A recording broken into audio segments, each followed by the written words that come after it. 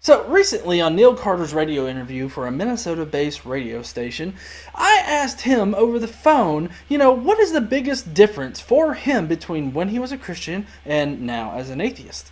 And so I'd like to take a minute and discuss, what the big difference is for me, because Lounge Act actually asked me to do this.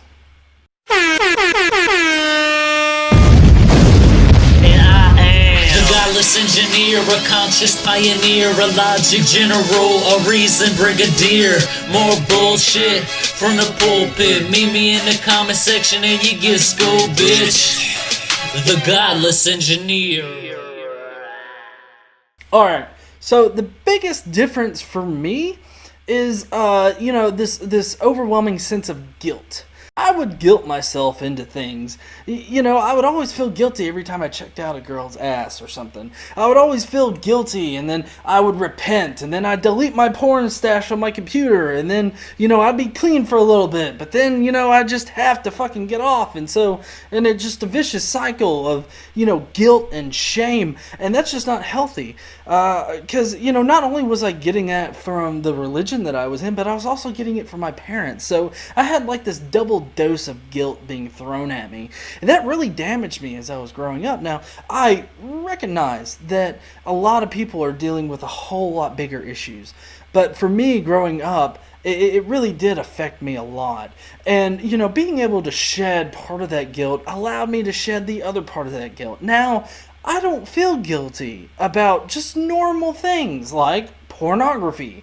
Pornography is not bad. No matter what the Christian right is going to tell you, it is not bad. It's not bad to be aroused by a woman or a man, whatever the fuck you're fancy. That was one of the big things because, my parents, they would regularly shame me for my sexuality. Even though I was a straight Christian boy at the time, they still managed to shame me for that. But since shucking religion and then subsequently shucking my parents, due to their assholeness, I felt a lot freer. I felt like a huge weight had been lifted off of my shoulders.